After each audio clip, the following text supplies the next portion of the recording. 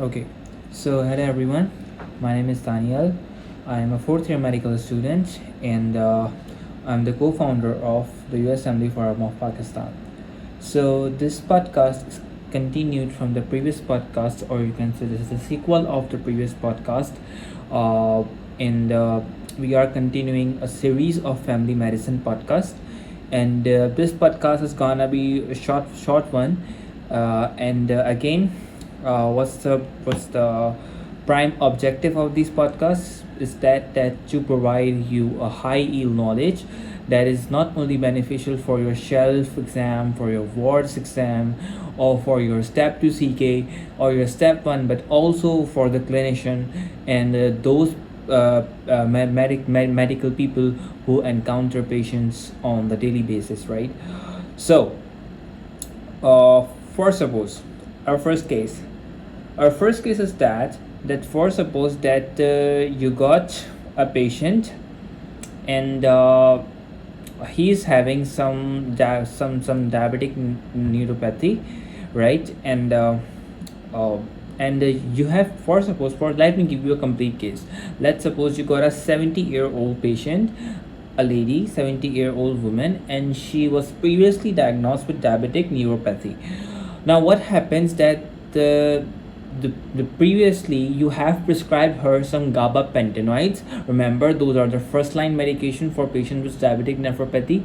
And after prescribing those gabapentinoids, on the follow-up examination you see no significant changes. You still see that the patient is complaining of diabetic neuropathy, like something of some sensations and all. You know what's the symptoms of diabetic neuropathy? That the patient feels tingling sensation, right? And a tingling sensation, and there is loss of sensation as well. Initially there is tingling sensation, then it is followed by loss of sensation, and the patient frequently encounter some injuries which he or she is unaware of. This is called diabetic neuropathy, right? You are unaware of what is going on your foot. Anyways, leave that. So previously we have tried gabapentinoids and they are not working. Now if you are applying or if you are sitting in an NBME exam and you see many options there, and few of them are tricyclic antidepressant, TCAs. And for suppose you got amitriptyline, you got nortriptyline, which one you would select? You would select nortriptyline. Why? Because first of all, you know that TCAs are really bad for elderly individuals. They got a lot of side effects and they are really bad for elderly individuals. But in this case we have to select TCAs. But among the TCAs, the drug which is of lower side effects is nortriptyline. It is way better than amitriptyline, and always go for with nortriptyline. Okay, awesome.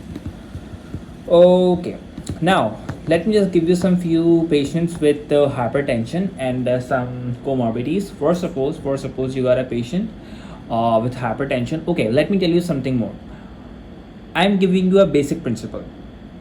The basic principle is that when you are selecting the patient of hypertension, when you are selecting the drugs of the patient of hypertension, you have to see the comorbidities as well. We can say that you are targeting 2 points with the same arrow, right? So, or we can say that you are just choosing the beneficial drug of the for the patient. For suppose if the patient got hypertension, there are a lot of options. You can give beta blockers, you can give CCBs, you can give ACE inhibitors or ARBs. There are a lot of drugs for the hypertensive individual. But which one would be the best? So, for suppose there is a 25-year-old patient who got regularly blood pressure of 140s by 140 by 80 upon 3 clinical examination, and ultimately you diagnose hypertension in that individual. And the patient also complained that, oh doctor, I'm also having some sort of headaches that are confined to the half side of my head, and I also have something like some tingling sensation before the headaches. I also have some something like some related to some eye manifestation before the headache. And I'm just giving you some classic manifestation or classic symptoms of migraine with aura, right? So okay, so to sum up, this patient, so this is the patient having hypertension with migraine. The best drug of choice, the best drug for this patient would be beta blocker. Nothing more, nothing less than that. Now, secondly, for suppose you got a hypertensive lady, and she is a 40-year old, and she says, oh my god doctor, my diabetic is also not in control, my random glucose are elevated, and you also check her hemoglobin, HbA1c, and you see that it is above 7% or and all, right? So ultimately she's a hypertensive patient with diabetes. What will be the best drug of choice? Of course, ACE inhibitor or ARBs, right? Also, if you see a patient having hypertension secondary to chronic kidney disease, so for those individuals you have to select ACE inhibitors, right? Lastly, for suppose you got a patient, and a 20-year-old lady, or sorry, a 25-year-old guy, and he is from African descent. So what would be the best drug of choice for him? He's hypertensive patient. What would be the best drug of choice with him? For him, of course, it's CCBs or thiazide diuretics, right? So to sum up, hypertension with migraines, beta blocker. Hypertension with diabetes, go for ACE inhibitors or ARBs. Hypertension plus CKD, go for ACE inhibitors. Hypertension in African descent, male or female, whatever, you have to select CCBs or thiazide diuretics, right? Okay. So, now let me give you some more important things. Okay. So have you heard of something pleurodenia or not? Of course, it's something new for you. Let me tell you what it is. So, first of all, what is pleurodenia? Pleurodenia, as pleurodine. Some people pronounce it as pleurodynia. Some people pronounce it as pleurodenia. So I'm gonna pronounce this as pleurodenia, right? So, first of all, what is pleurodenia? So pleurodenia is a sudden stabbing chest pain. Sudden stabbing chest pain, and it is pleuritic chest pain. You know what is pleuritic chest pain? Pleuritic chest pain is the pain that of course involves your thoracic cavity, and that pain is aggravated with some breathing activities. This is the perfect definition, or the you can say the most authentic definition of pleuritic chest pain, that the pain is related to some breathing activities, right? So this is I just give you what is pleurodenia. Okay, you got some pain. The pain would be stabbing type, and the pain is pleuritic chest pain, right? Secondly, what will be the location? Pleurodenia most likely involve the lateral wall, and it is often unilateral. Rarely it is bilateral, but 98%, 99% upon the exams, upon the clinical examination as well, it is just unilateral. Okay, so duration, it lasts for few minutes, and it can last for hours. But the most important thing, you can see a lot of patients with similar pain, right? You can there are a number of etiologies of similar symptoms, right? But the most important feature that distinguishes pleurodenia from rest of the chest pains or from the rest of the similar symptoms is that pleurodenia reoccurs after a certain time interval. This is the most important thing about pleurodenia. Remember, for the rest of your life, you will end up giving me prayers if you remember this thing, right? Okay. Another important thing. Mostly, the associated sign and symptoms with pleurodenia is that due to recent viral illness, and most importantly, Coxsackie virus. Coxsackie virus is involved. Coxsackie virus is around 99% involved with your pleurodenia, right? So remember it for the rest of your life. And the patient might have some fever, the patient might have some leukopenia, and there would be some elevated creatinine kinase level, right? So something like that. Okay. So upon the, if you go for imaging of the patient with pleurodenia, the imaging is usually normal. It is typically normal. Nothing goes bad with imaging. Okay, this is just something very vague. No one gonna tell you that the patient with pleurodenia is having some bad imaging, right? So remember this and keep this thing at the back of your mind. Okay. So upon the examination, the clinical examination is usually benign. It is usually normal. Nothing bad with heart, nothing bad with lungs. Everything is good to go. So this is a brief discussion regarding pleurodenia. Remember it for the rest of your life. You will end up giving me prayers. Trust me. Okay. Okay.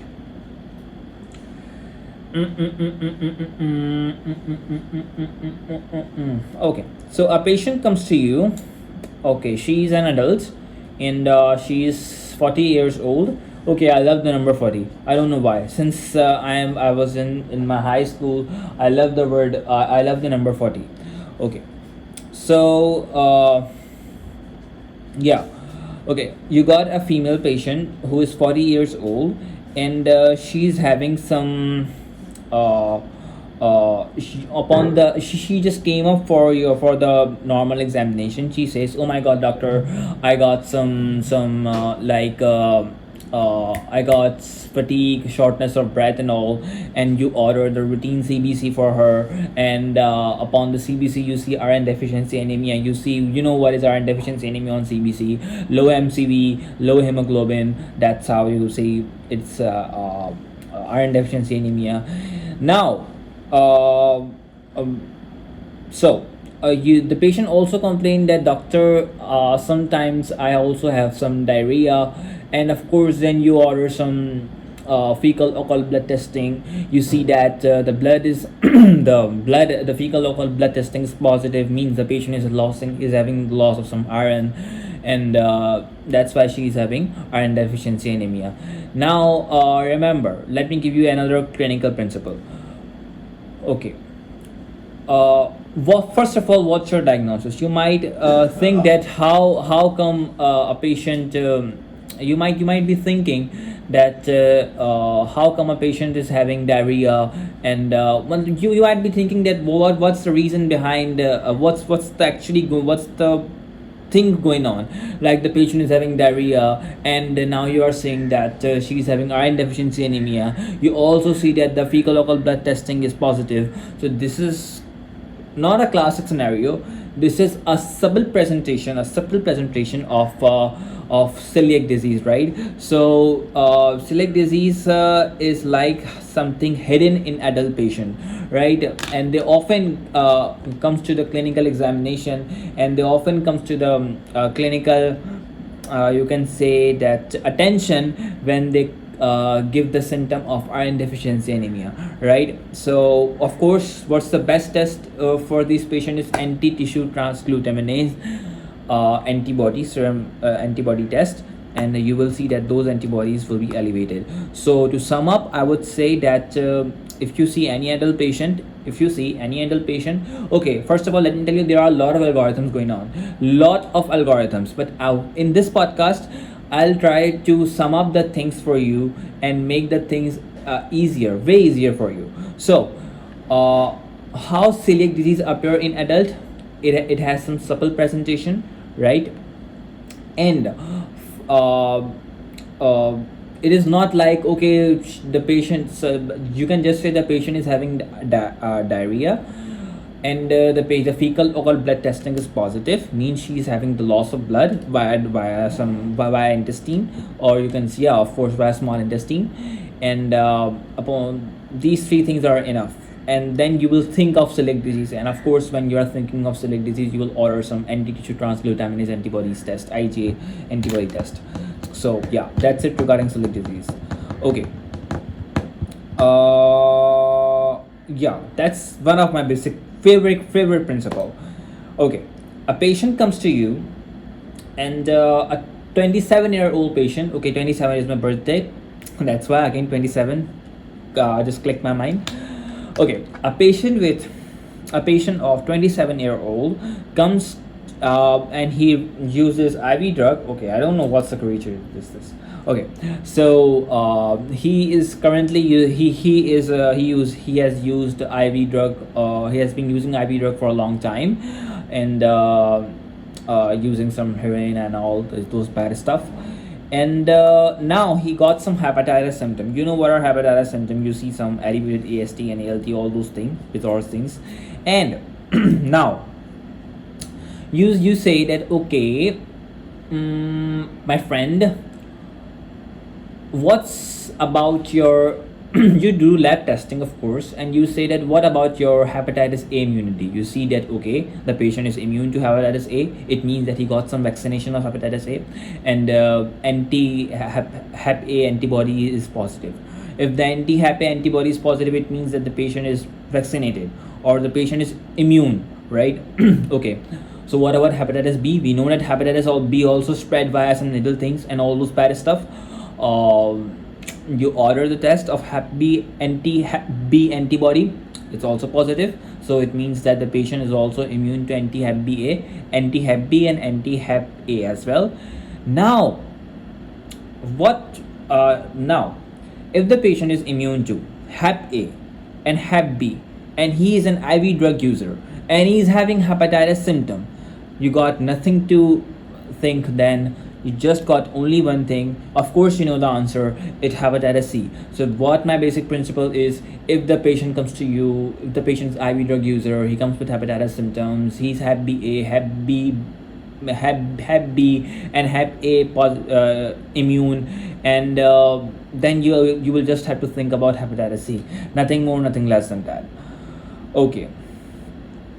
You know, NSAIDs cause edema.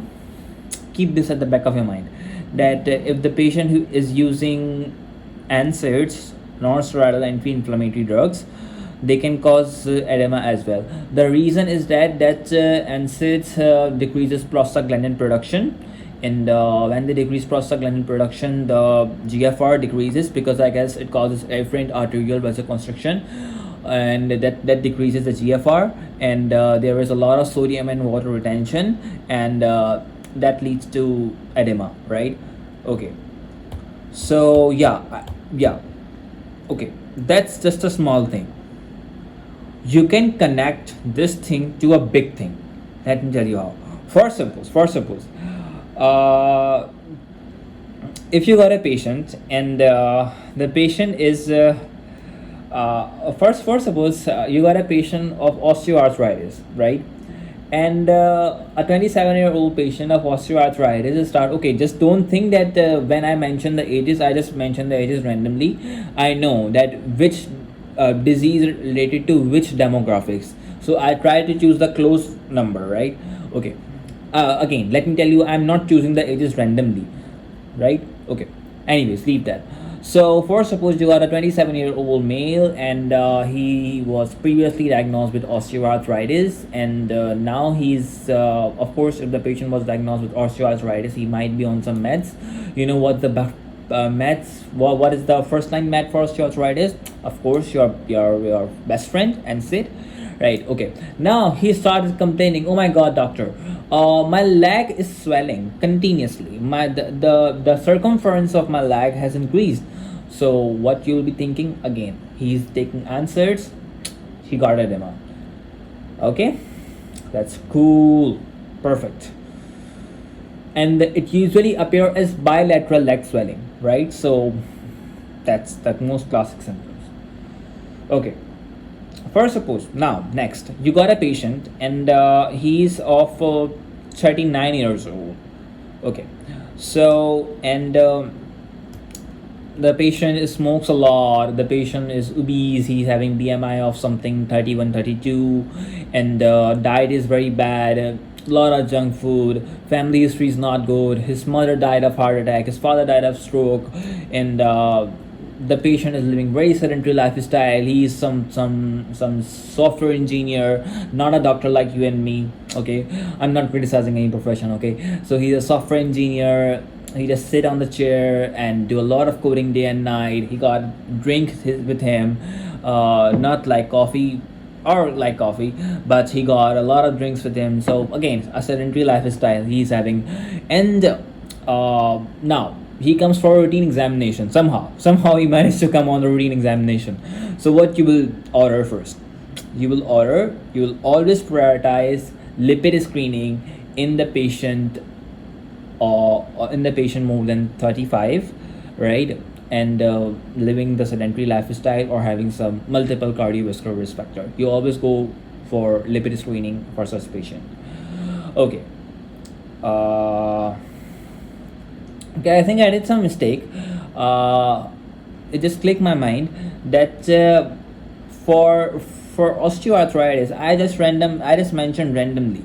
When I talked about osteoarthritis, I just talked about it randomly. I was not dedicated talking about osteoarthritis, but now I'm talking about osteoarthritis. So, the management of osteo. For suppose a patient comes to you and he says, "Oh my God, doc, I'm having some symptoms." Okay, the patient is obese, right? And she says, "Doctor, on my I got a lot of pain on my knees, and the pain is aggravated by activity, and the pain relieves with rest." So you know that's a classic description of osteoarthritis, and you know that in the step 2 CK they don't even mention these classic scenarios. In the first step 1 students, if you are a step 1 candidate, then okay, that's good for you that you remember classic scenarios. But in the step 2 student, but as a step 2 CK aspirant, you have to think about something like more tough, honestly. Let's leave that. So for suppose you got a patient with osteoarthritis. Now what's the first line mat?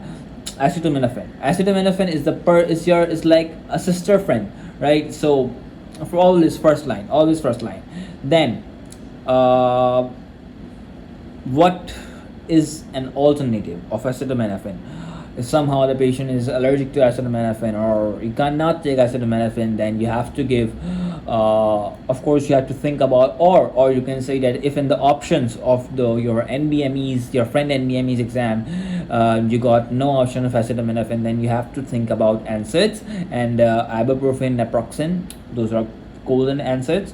And then but in the elderly individual, you have to give those meds cautiously because they have high risk of CVDs, they have high risk of renal diseases. You know, NSAID is very bad for your kidneys, NGI as well. It can cause something like gastritis, right? Yeah. Okay. So these are some pharmacologic management, and the non-pharmacologic management is that you of course advise the patient to lose the weight. As I mentioned, the patient was obese, you advise the patient to undergo some physical therapy, you advise the patient to have his joint protected.